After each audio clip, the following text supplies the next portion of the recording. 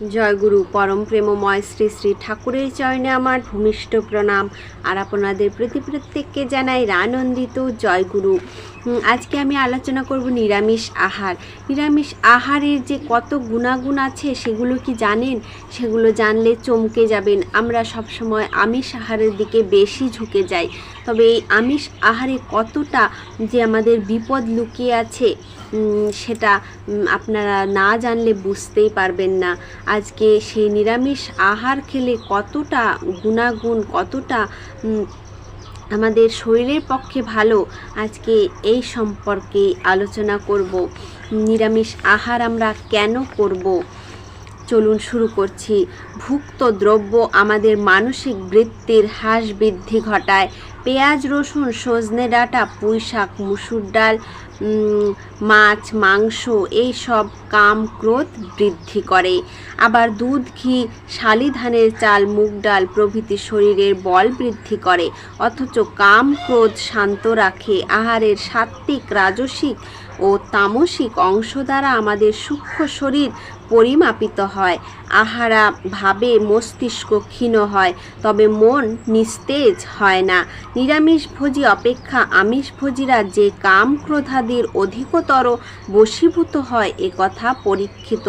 মাছ খাওয়া না খাওয়া দুটোই আমি ভালো করে দেখেছি। ভাবলাম মাছ খাওয়া বজায় রাখা যায় কিনা। মাছ না খেয়ে নাম করে দেখেছি, অল্পতেই কেমন তরতরে করে মন উপড়ে উঠে যেত। আর যখন মাছ খেয়েছি, নাম করেছি, কিন্তু কি যেন রাহুর মতো ঠেসে ধরতো, ধরাটা কেটে যেত। কন্টিনিউটি মানে ক্রমাগতি কিছুতেই বজায় রাখতে পারতাম না। ক্লান্তি এসে ঘিরে ধরতো। যারা মাছ খায় না তারা সাধারণত ছোটোখাটো ব্যারামে গভীরভাবে ক্ষতিগ্রস্ত হয় না। মাছ খেলে শরীরে যে টক্সিন মানে বিষ জন্মে তা আমি প্রস্রাব দিয়ে পরীক্ষা করে দেখেছি। সেই প্রস্রাব কয়েকদিন এক জায়গায় পড়লে সেখানকার গাছ ঘাস জ্বলে যেত। 6 মাস মাছ না খাওয়ার পর দেখেছি যে প্রস্রাব তেমন হয়নি। মাছ তো এই করে, আর অধিক ভোজন কর্মক্ষমতা নষ্ট করে, চিন্তার প্রবাহ মানে ফ্লো কমিয়ে দেয়।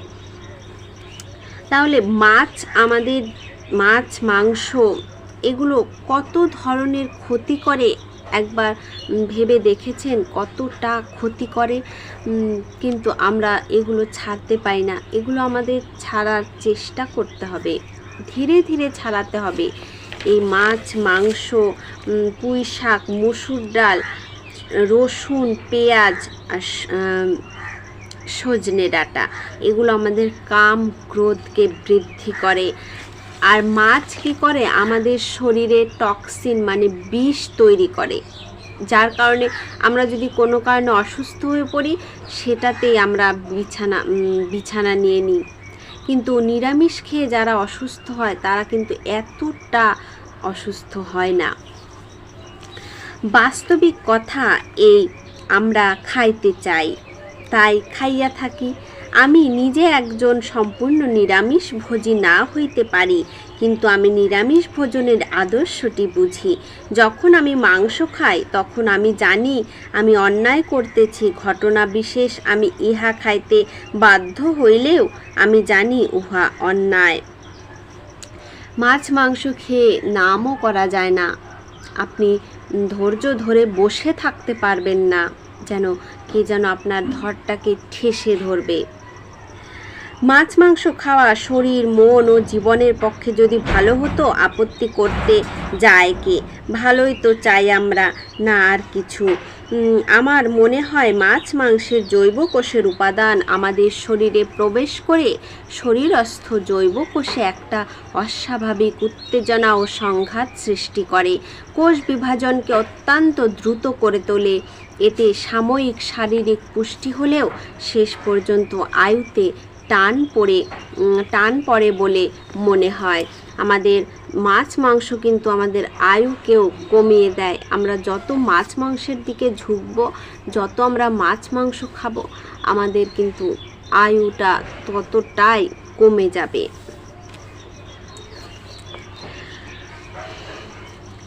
এতে আয়তে টান পড়ে, কারণ স্বাভাবিক নিয়মে যে বাড়তিটা হয়তো 20 বছর ধরে হবার কথা, সেটা হয়তো 10 বছরের মধ্যে হয়ে গেল।